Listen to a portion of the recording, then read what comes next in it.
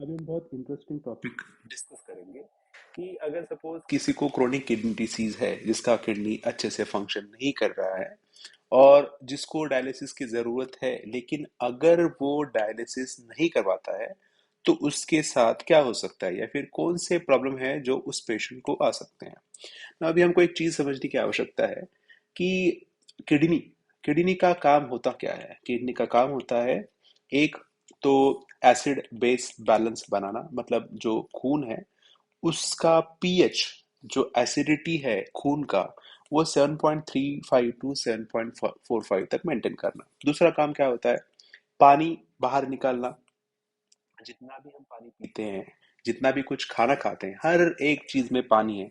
चाहे वो राइस हो, चपाती हो, दाल हो, सब्जी हो, दूध हो, दही हो, हर एक चीज में पानी है। वो पानी को, एक्सेस पानी को बॉडी से हटाना, ये किडनी का काम है। तीसरा क्या है, जो खून के अंदर इलेक्ट्रोलाइट्स हैं जैसे सोडियम है, पोटेशियम है, क्लोराइड है, इनका बैलेंस रखना। चौथी चीज, जो हमारे बॉडी के भीतर ये क्रिएटिनिन है, यूरिया है, ये जो भी नाइट्रोजनस वेस्ट प्रोडक्ट्स है जो बनते हैं, वो उसको हटाना।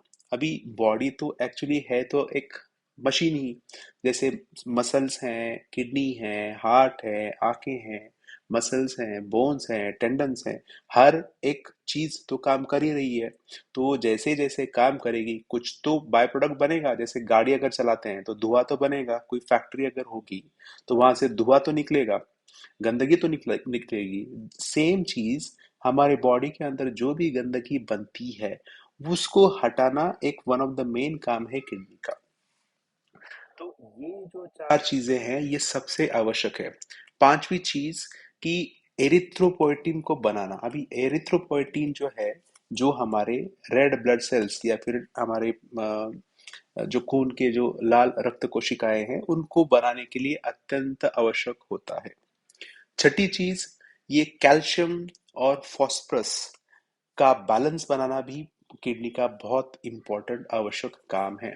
तो जैसे ही किडनी फेल होता है, जब भी किसी कारणवश किडनी खराब होता है, जैसे डायबिटीज में होता है, हाइपरटेंशन में होता है, या इन सीवियर sepsis में होता है, या फिर किसी भी कारणवश जब किडनी खराब होता है और उस पेशेंट को अगर डायलिसिस की आवश्यकता है और अगर वो पर्सन, वो व्यक्ति डायलिसिस नहीं करवाता है, तो लेकिन उस पेशेंट्स को, जैसे सबसे इम्पोर्टेंट काम है किडनी का कि पानी को हटाना।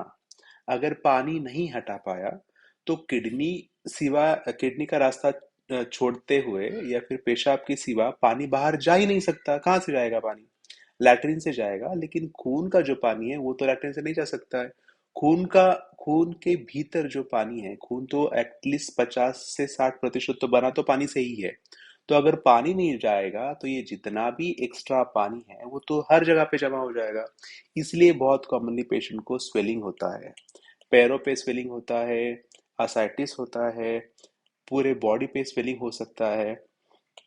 ब्लड वेसल्स के भीतर जितना ज्यादा पानी जमा होगा तो ऑटोमेटिकली जितना ज्यादा पानी ब्लड वेसल में रहेगा, आर्टरीज में रहेगा, वेन्स में रहेगा, ऑटोमेटिकली ब्लड प्रेशर बढ़ेगा। उसके कारण पेशेंट को बहुत कॉमनली रेजिस्टेंट हाइपरटेंशन होता है। इन पेशेंट्स का ब्लड प्रेशर इजीली बिल्कुल भी कंट्रोल नहीं होता है, बहुत बहुत बहुत ज्यादा ब्लड प्रेशर उनका हाई होता है।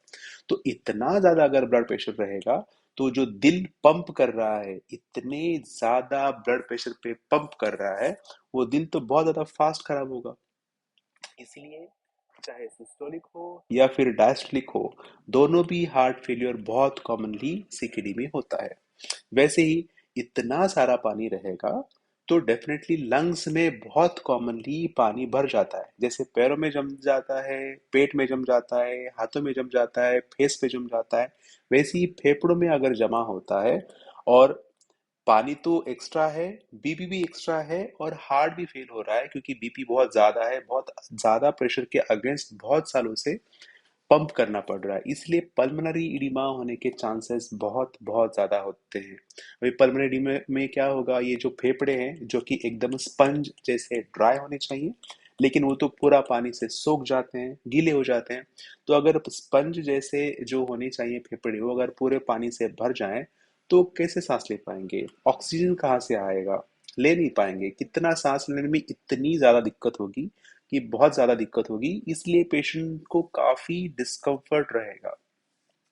तो ये जब तक ये पल्मोनरी इडिमा अभी यहाँ पे, चाहे डायरेटिक्स अगर हम देते हैं, लासिक्स कह लीजिए, टोर्सिमाइड कह लीजिए, पेशाब भी नहीं बनेगा क्योंकि किडनी काम ही नहीं कर रहा है। किडनी अगर काम ही नहीं करेगा, अगर किडनी ब्लड को छानेगा ही नहीं, तो पेशाब कहाँ से आएगा? जैसे हम घर पे चाय छान के चाय चाय अलग करते हैं और पत्ती पत्ती अलग करते हैं, वैसे ही खून को, किडनी को छान के जो पानी है और कुछ घटक जिसमें है, जैसे यूरिया है, क्रिएटिन है, उसको बाहर हटाना पड़ेगा। अगर किडनी काम ही नहीं कर रहा है तो पानी बाहर जाएगा ही नहीं, पानी ब्लड वेसल में काफी जमा हो जाएगा, हार्ट पे उसका काफी स्ट्रेस पड़ेगा, इसलिए हार्ट फेल होगा, पल्मोनरी एडिमा की रिस्क बहुत बढ़ेगी, सांस लेने की दिक्कत काफी ज्यादा होगी, चेस्ट पेन होने के चांसेस बहुत ज्यादा हो जाएंगे। तो ये सबसे एक आवश्यक चीज है, जो सांस लेने की दिक्कत बहुत कॉमनली होती है।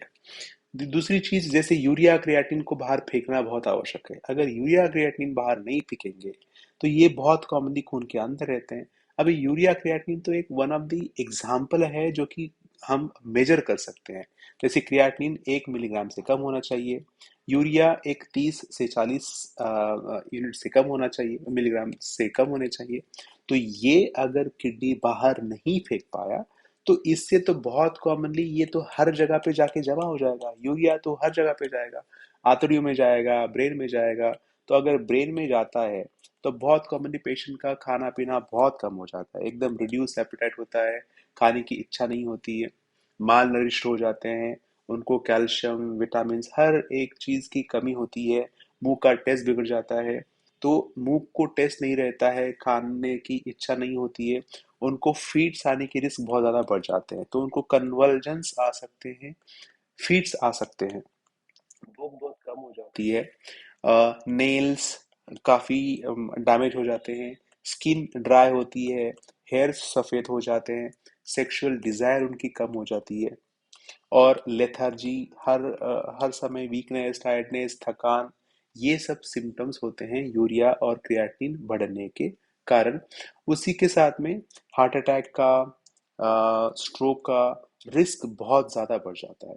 स्ट्रोक में तो बहुत कॉमनली, जैसे यूरिया क्रिएटिनिन बढ़ने के कारण ये जो ब्लड वेसल्स हैं वो काफ़ी हद तक डैमेज हो जाते हैं, और ब्लड प्रेशर बहुत ज़्यादा हाई होने के कारण ब्लीडिंग की रिस्क बहुत ज़्यादा हो जाती है, हिमोरेजिक स्ट्रोक होने की रिस्क बहुत बहुत बहुत ज़्यादा बढ़ जाती है, जो कि बहुत जानलेवा भी हो सकता है, लाइफ थ्रेटनिंग भी हो सकता है।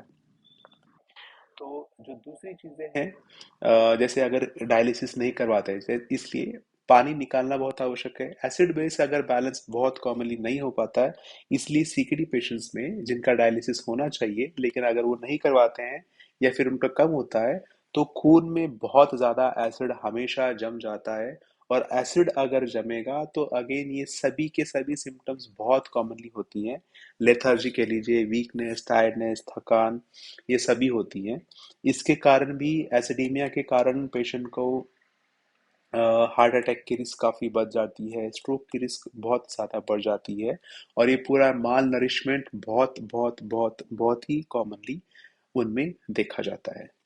जो दूसरी चीजें हैं कि एरिथ्रोपोइटिन बनाना किडनी का काम है, वो किडनी के फेलियर के कारण एरिथ्रोपोइटिन बन नहीं पाता, इसलिए बहुत कॉमनली सीकेडी पेशेंट्स में हीमोग्लोबिन बहुत बहुत बहुत कम पाया जाता है, क्योंकि जो आरबीसीज हैं, जो लाल रक्त कोशिकाएं हैं, वो बहुत ज्यादा हद तक मरती हैं, क्योंकि इतने सारे केमिकल्स, यूरिया कह लीजिए, क्रिएटिन कह लीजिए, वो खून के अंदर जमा होते हैं।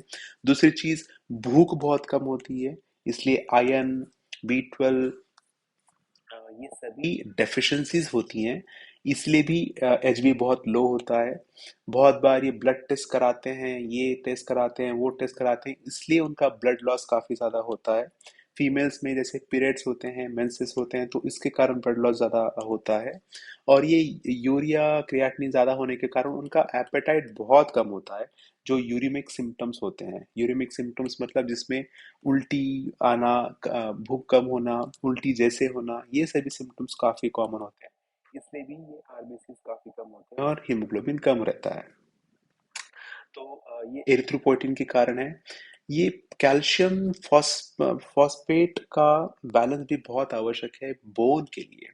तो सीकेडी में ये बोन का बैलेंस बहुत खराब होता है, बोन बहुत ज्यादा वीक होते हैं, ऑस्टियोपोरोटिक होते हैं, तो फ्रैक्चर का रिस्क तो बहुत बहुत बहुत ज्यादा होता है इन पेशेंट्स में। तो ये गलती से गिर भी जाते हैं तो फ्रैक्चर्स होते हैं, और इस ऐसे पेशेंट्स में फ्रैक्चर का सर्जरी कराना भी बहुत मुश्किल होता है, क्योंकि ये फ्रैक्चर्स ना ढंग से अच्छे से जुड़ पाते हैं, ना वो सर्जरी कम रिस्क की होती है, सर्जरी काफी ज्यादा रिस्क फुल होती है।